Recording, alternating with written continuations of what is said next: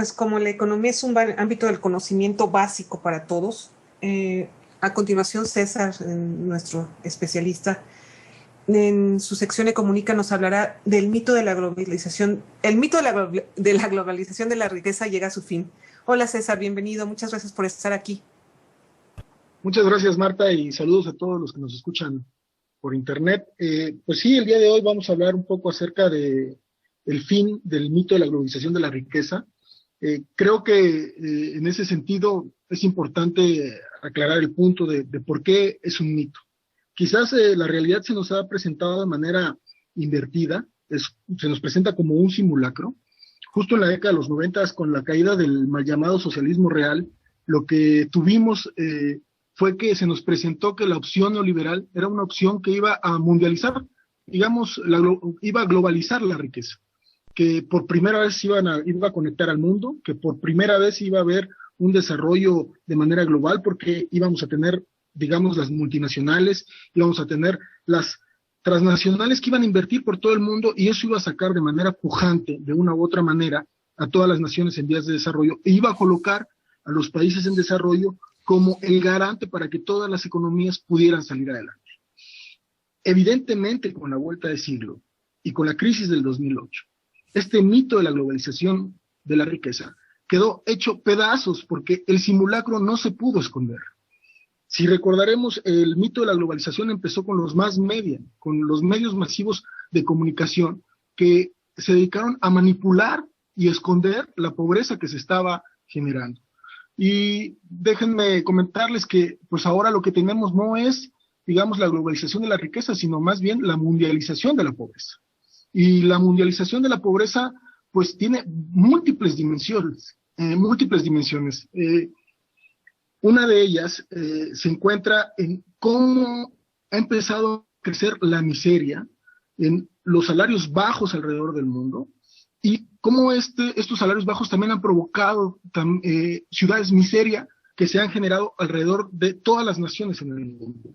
Y no solo estamos hablando de naciones en el tercer mundo, sino estamos hablando completamente de cómo se han generado cinturones de miseria en Estados Unidos, en Europa, en los países primermundistas que decían llevar pues la ventaja de la buena nueva del neoliberalismo, y cómo esto se ha caído, se ha desmitificado.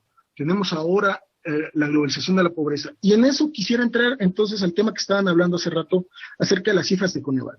Me parece alarmante por principio que un anuncio como el que se da hoy de 53.3 millones de pobres, que Coneval acepta tener, Coneval evidentemente manipulando las cifras, como acostumbra el poder para tratar de verse. Lo que tenemos es que estas cifras que están manipuladas por Coneval son ya alarmantes. 53.3 millones de mexicanos en situación de pobreza es en verdad un desastre nacional.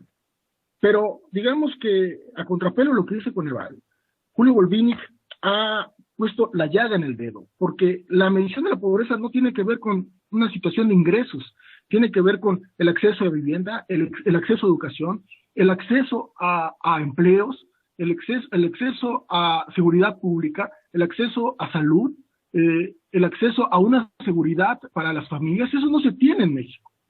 Evidentemente la cifra de pobres es superior, altamente superior.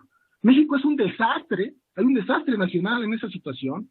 La mundialización de la pobreza se hace sentir aquí de forma vibrante, y evidentemente no hay una reacción social, no hay ninguna reacción social, y eso está generando un problema de enormes dimensiones. Me parece que no podemos sostener un gobierno de esta magnitud que puede agarrar y manipular las cifras, y de todos modos que son cifras muy grandes, que no pase nada. Julio Volvínic, el doctor Julio Volvínic, hace un estudio y denuncia que no son 53.3 millones, sino son 98 millones de mexicanos que viven en situación de pobreza. Porque la pobreza tiene múltiples dimensiones, y evidentemente quedarnos o reducirnos al ingreso, como el Banco Mundial pretendía con aquella medición de $1, es quedarnos corto ante la gravedad del problema. Muy grave de todo esto, César, que nos estás comentando, porque pues esta simplificación, simulación, escamoteo de los indicadores reales de la pobreza es lo que nos han venido manejando siempre, y estas cifras resultantes pues quedan cortas comparadas con lo que sucede en realidad si aplicamos los indicadores correctos, que son muchos más de los que se nos presentan comúnmente. Con respecto a lo de la mundialización de la pobreza, a mí me llama mucho la atención que los defensores del neoliberalismo, llamado neoliberalismo, o de la economía liberal, ¿no? Como se le conoce, con todos sus pensadores, que ya has mencionado algunos, y iremos viendo por ahí, hablan precisamente de que la economía, esta mundialización, estas premisas básicas de esta teoría económica que nos presentan como inamovible, como la única vía o la vía triunfante, no, están basadas en la argumentación, están basadas en la lógica, están basadas en una argumentación y en una racionalidad lúcida. Pero yo te quería preguntar, César, ¿podríamos hablar de que esta mundialización de la pobreza y supuesta globalización y distribución de la riqueza está basada en una especie de dogma? Es decir, detrás de toda esta argumentación lógica que presumen mucho los economistas liberales, puede haber un aspecto dogmático de pensamiento único que le llaman, es decir, un aspecto ahí irracional de imponer cosas frecuentemente sin demostrarlas. Bueno, yo creo que te contestaría en dos órdenes. En el primer orden, mira, los indicadores que utiliza el Coneval, por ejemplo, te pongo un ejemplo, si dicen que hay materiales de materiales buenos en la vivienda, es porque se refieren a que tienen han puesto cemento de piso, ¿no? Han puesto cemento en el piso. O, por ejemplo, que un hombre o una mujer de 25 años ha terminado la primaria. Entonces, eso significa que han tenido acceso a la educación. Evidentemente están manipulando. Las cifras las están manipulando. No nada más nos encontramos en una situación, digamos, gravísima, porque se trata de ocultar un proceso realmente delicado. Son 98 millones de pobres, y prácticamente el doctor Julio Volvinic ha hecho el cálculo de que son alrededor de 60 millones de pobreza extrema. No, qué barbaridad. Ahí tienes un medidor de lo que sucedió en las elecciones pasadas. Y no solo eso, creo que lo que comentas acerca del pensamiento único, mira, uno de los economistas, Hayek, muy bien dice, ¿sabes qué? No vamos a invertir en nada más que en dos cosas. La primera, y es muy claro en eso, tiene que ser en inversión para el aparato de seguridad policial. Entonces, eso significa que es necesario combatir a la pobreza en dos órdenes. Una, por ahí, y la otra, que tiene que ver con que a los pobres, en situación extrema, cuando se van a morir, cuando están a punto de morir, entonces sí, migajas. Nosotros tenemos esa situación. Por un lado, tenemos aquello que se llama, que se genera desde Fedesol, y por el otro lado tenemos un gasto en esos niveles muy graves. Se están preparando para algo. Es demasiado.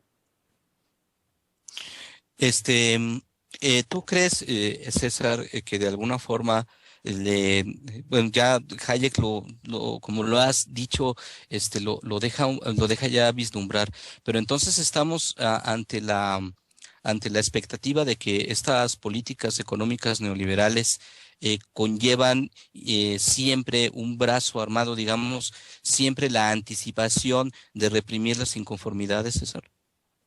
Sí, claro, por supuesto, eso dicta el neoliberalismo. Y no es una cuestión, digamos, de que nosotros, una situación de alarma, ¿no? O sea, que se trate de maximizar. No, está en sus libros, es claro. Lo primero que tienen que hacer es darle en aquellos lugares en donde se van a morir de hambre, darles para poder comer migajas. Y de todos modos va a haber rebelión. Por lo tanto, hay que tener un aparato de seguridad que pueda contener ese tipo de rebeliones. Esa situación es demasiado delicada ante el complejo escenario que se presenta, la crisis del 2008 que venimos arrastrando, y que México hoy no es posible que se haga un anuncio tan grave, tan delicado, y el tema de conversación sea el fútbol. De eso tienes que ver una masa completamente despolitizada, que no comprende qué es lo que está sucediendo a su alrededor. Y evidentemente, ¿no? Lo más, digamos, cínico es que se pueden tomar la foto para hablar sobre pobres, ¿no? Sí, es decir, pues como hemos visto a lo largo de algunas pláticas de este programa y con esta muy lúcida reflexión que acabas de hacer, la primera represión real de la inconformidad empieza desde el pensamiento a través de los medios de comunicación, muchos temas abiertos que quedan y que esperamos que ya nos los vayas dilucidando, César, con esta fuerza y textura de precisión que tienen tus comentarios, y pues es un placer haberte tenido aquí. Te esperamos la próxima semana con un nuevo tema, César, ¿estás de acuerdo? Por supuesto, aquí lo estamos viendo y muchos saludos a todos. Cuídense, nos estamos viendo.